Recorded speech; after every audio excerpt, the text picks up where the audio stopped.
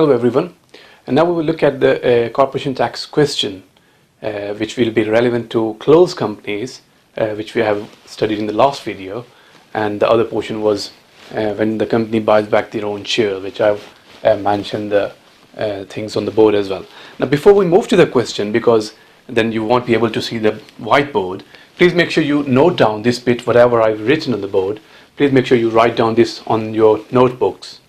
Please pause the video here and note down everything I've written on the board to your notebook. I hope that you have done it, both this bit and that bit.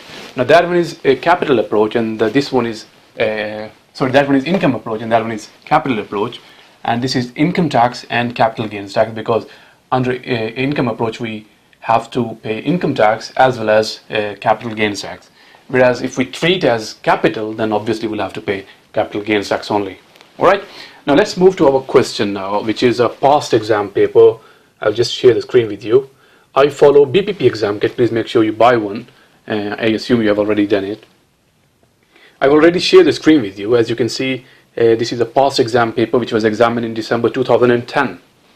Alright, so although the rates and everything has been changed, because BPP has done it for you.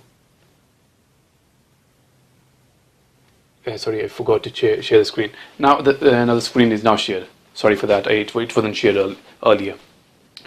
Now as you can see on the board, it is question number 29 of the exam kit, which was examined in December 2010. Now the time allowed is 33 minutes. You know at this level that there is 1.8 minutes per mark. Now this question is of 17 marks. They might have taken out something which was not relevant for this exam sitting. So this question is of 17 marks. Now let's read the requirement A first. What does it say? It says explain whether or not Victoria and or Melba, they are two individuals, satisfy the conditions relating to the period of ownership and reduction. Now period of ownership and. Now wherever you see the word and into the requirement, always circle it. Whenever you see the word and, always circle it. That is an exam tip. Please make sure whenever you see the word and, please circle it. Now why I'm saying it?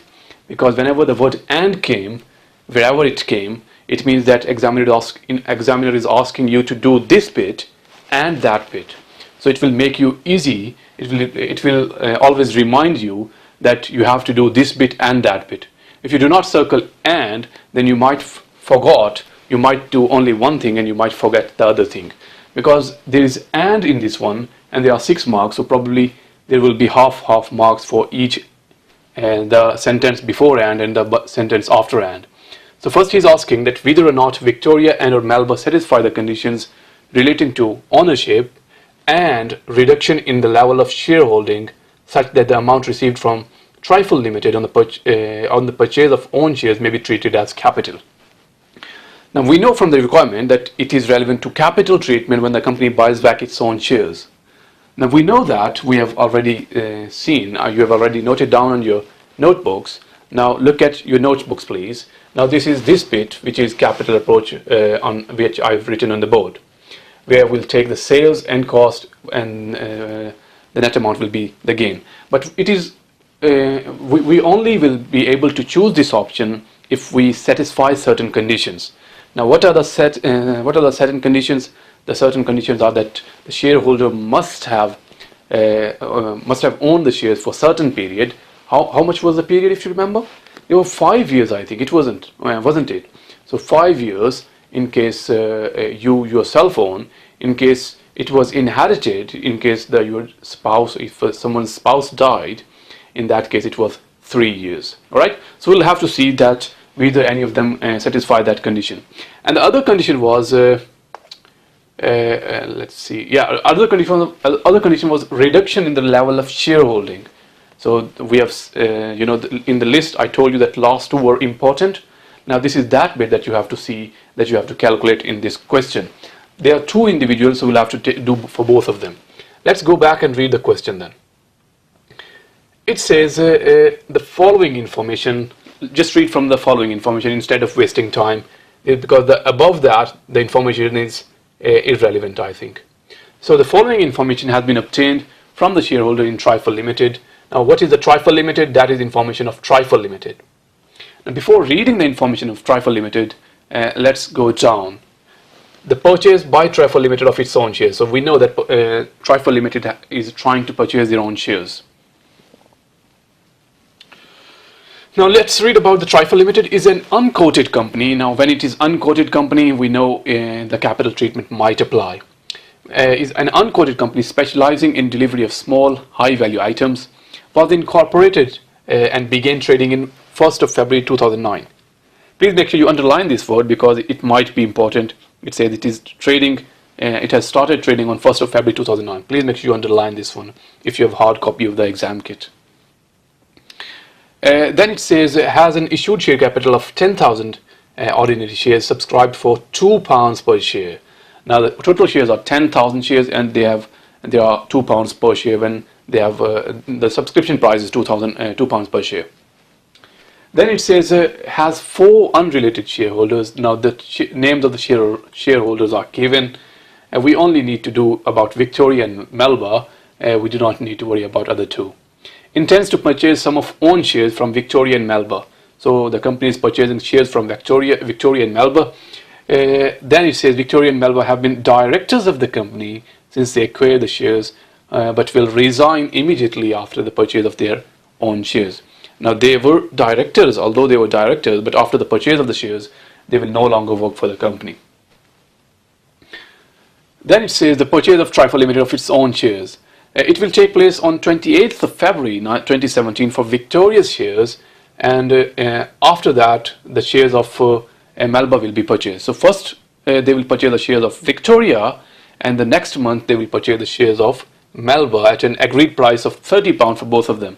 So £30 per share will be the purchasing price for both of them. That is the purchase price at which the company is buying. Will consist of the purchase of all of the shares of Victoria. So all of the shares of Victoria will be purchased and only 450 shares of Melba will be purchased. Now let's look at the Victoria. Is resident in the UK, has taxable income of £40,000 in 2016-17. Then it says will make no other capital disposals. Has capital loss carried forward at 5th of April of 3,300 shares. 3,300 pounds in capital loss. Then will have no link with Trifle Limited following the purchase of her own shares. Following the purchase of shares. Because all of the shares have been taken out by the company, so it will not have any link with the company. Then it says inherited her holding of 1,500 ordinary shares on the death of her husband. Now because she has inherited, now the minimum ownership period for her will be 3 years instead of normal 5 years. Alright, and in that 3 years as well, she can include the ownership period of her husband. So the minimum ownership period is of 3 years. Let's see if she fulfills this criteria. Then it says the inherited shares on 1st of February 2015. Alright, and Brownie paid 16,500 for the shares on 1st of February 2013. So her husband paid 16,500 and he bought the shares on 1st of February 2013. So the date which will be applicable will be 1st of February 2013 because that is the date when her husband bought the shares. His time and her time, both time will be added, and if we see that the time for both of them is more than 3 years, so the minimum ownership period will be satisfied. This criteria of minimum ownership period for Victoria will be satisfied as she owns the shares for more than 3 years. Then it says the probate value of the 1,500 shares of the owner is blah blah, so we are not concerned about that. Now we know that she has fulfilled the minimum ownership period because she owned more than 3 years.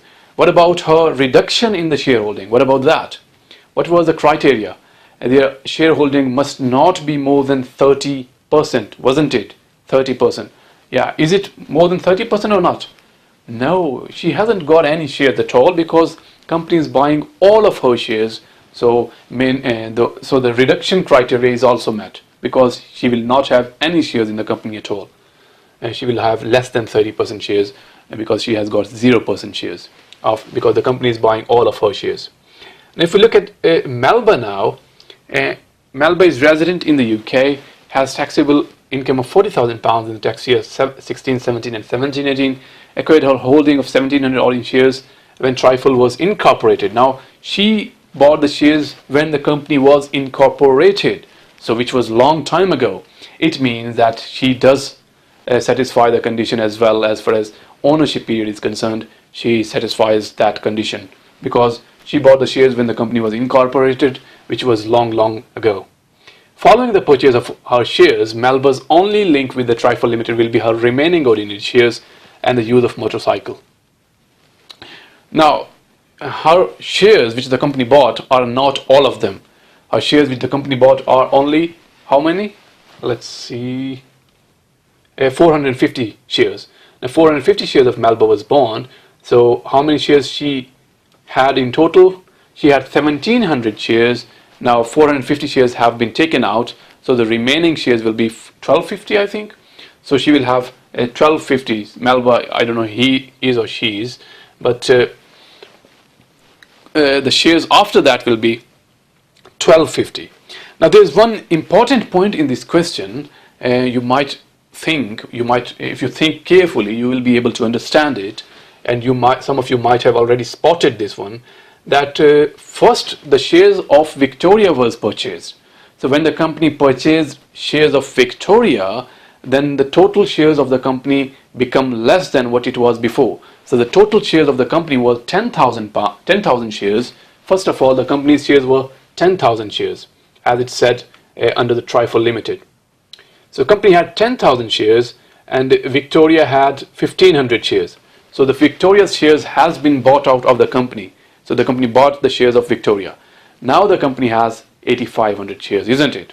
So the company has 8,500 shares. Now company has 8,500 shares. Now before buying the shares of Melba, the company has 8,500 shares. Right? Now out of that 8,500 shares, how many shares does Melba had? She had 1,700 shares.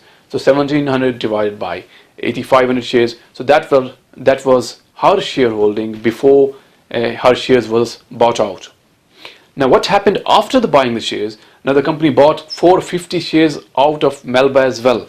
So when the company bought the shares of Melba, which are 450, so 8,500 shares were before that, so we will deduct 450 out of that as well, because 450 shares, them shares are not in the market as well, because the company bought the shares. When the company bought the shares which were in the market, they are no longer in the market, so we will not include into the shareholding. They will not be a ordinary share anymore.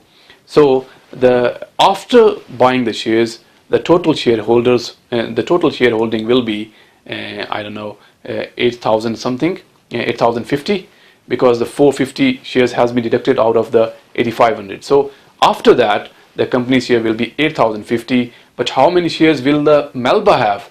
She will have 1,700 shares she had before. Out of that, we will deduct 450. So our remaining shares will be less as well. So we will divide that by the total shares after that. So whatever it will be, that will be her shareholding after the company buys the shares. Now, if that shareholding is 30% or less than that, then that criteria is fulfilled. All right. So I will show you the answer in a minute. But that was it as far as this was concerned. Actually, we will look at the answer now, I think. So it was question number 29. So let's go to the answers and see the question 29, if we can. That is 19 and that is 28. And we are looking at 29, aren't we? Yeah, this is the question, I think. Victoria. Victoria inherited the shares from her husband, Brownie. Accordingly, the required period of ownership is for capital treatment to apply 3 years rather than the usual 5 years, as I told you for Victoria. And Victoria is permitted to extend her period of ownership to include that of her husband. Accordingly, her qualifying period is from 1st of February 2013 to 2017, such that she satisfies the condition. Victoria is selling all of her shares and therefore satisfies the condition related to the reduction in the level of shareholding. As far as Melba is concerned, she acquired the shares when the company was incorporated. Accordingly, she owned more than 5 years, and so the minimum ownership period is satisfied. The second condition was that Victoria's shares were purchased. So after the purchase of Victoria's shares, Melba's 1700 share will represent 1700 divided by 8500, so it will be 20% of Trifle Limited, because the first company bought the shares of Victoria, so the total shares of the company will be 8500, and Melba had 1700 out of that, so which was 20%. Now, in order to satisfy the capital treatment condition, her interest in the company after the purchase must no longer be 15%. Now, one of the conditions was that the shareholding of a shareholder must be reduced by 25%, if you remember.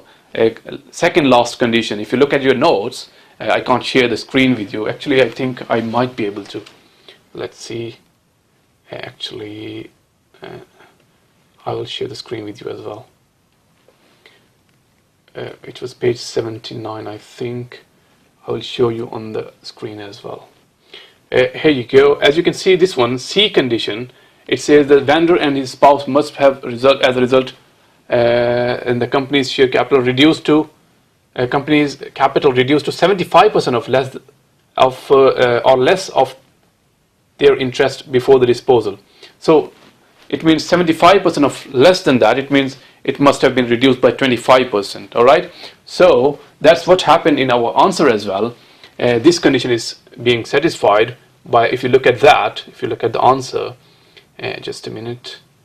If you look at the answer, it says if this condition needs to be satisfied, then the shareholding must be 15% after the purchase of shares.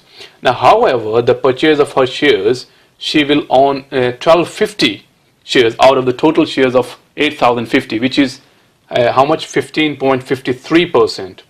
So if it is more than 15%, then this condition is not satisfied, unfortunately. All right. Now go back to the question. Actually, what was the page number? I forgot now.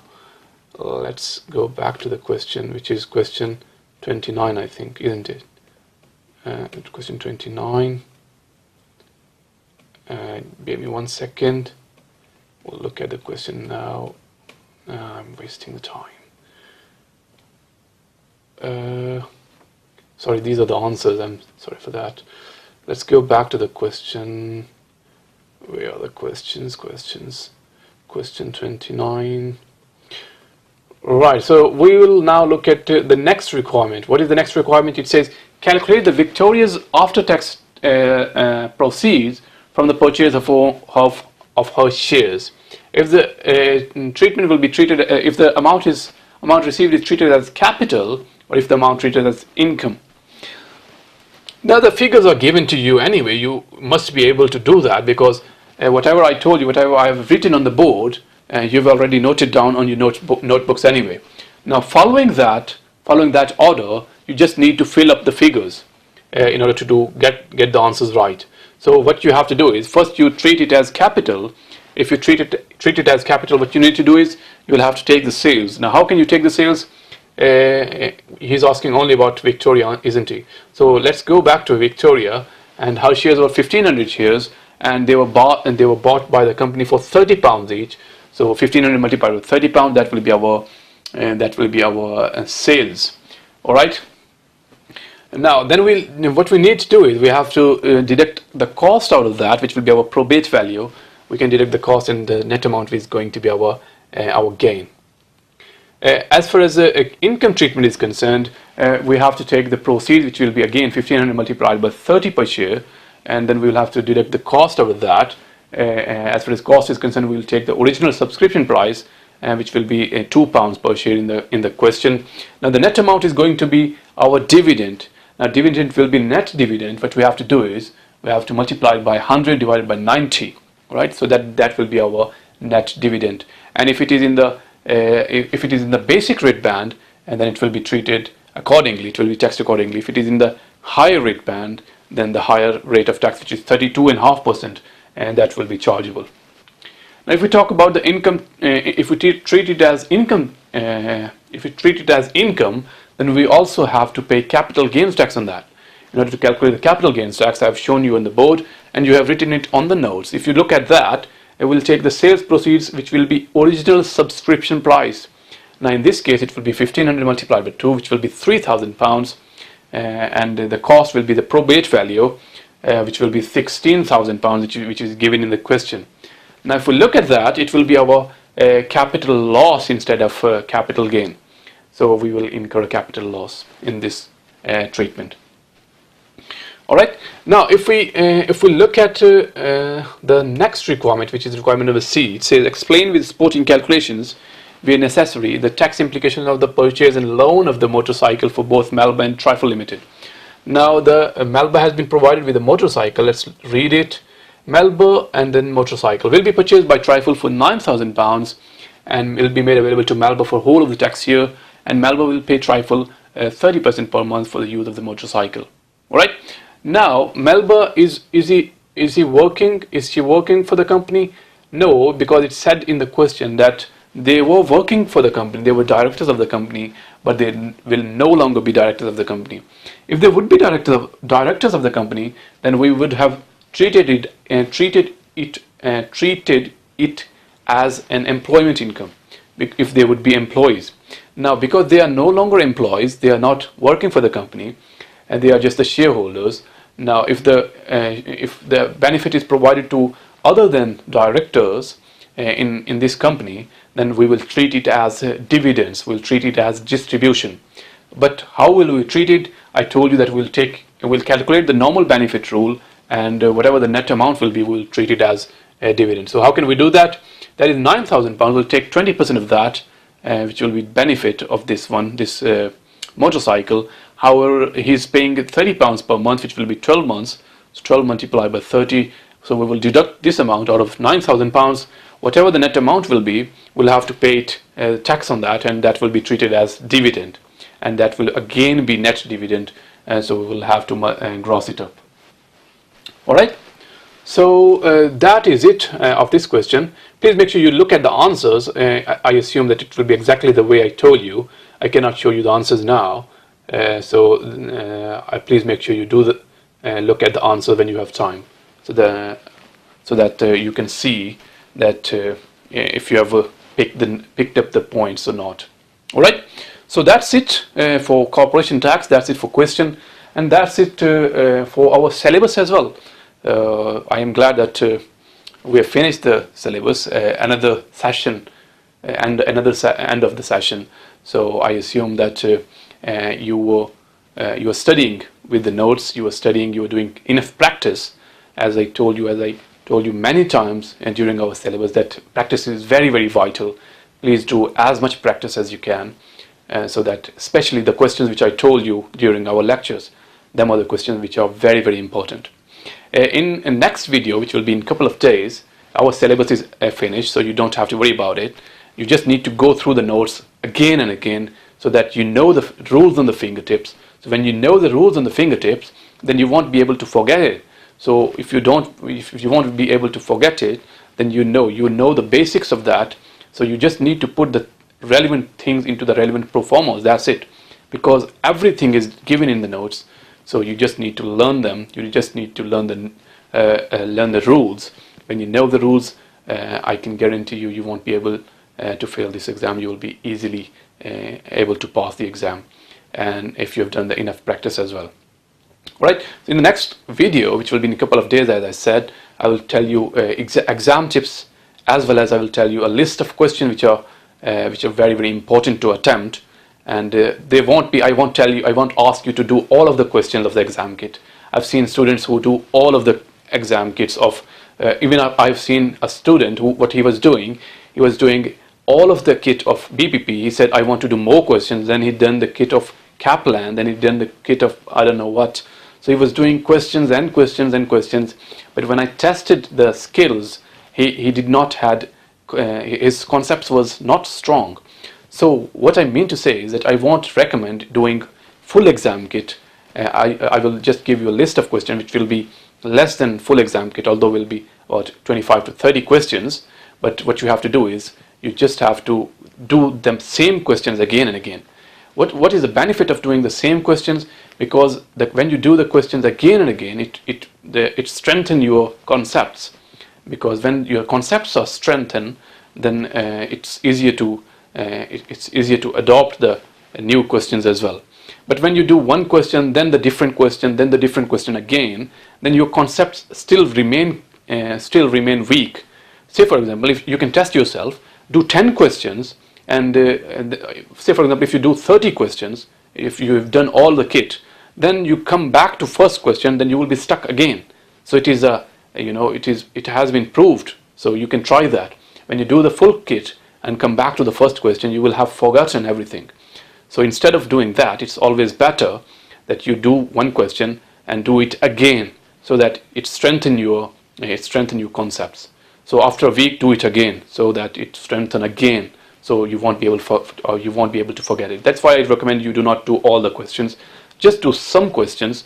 So I will tell you the list of questions in a couple of days, so which you have to do again and again. In the meantime, you can just read through the notes again and again, so you know the rules on the fingertips. Whenever I ask you about a certain rule, whenever I ask you about self-assessment, when I do submit my tax return, when do I have to pay capital gains tax, what is the date, what is the minimum holding period, say for example for capital treatment when the company buys back their own shares.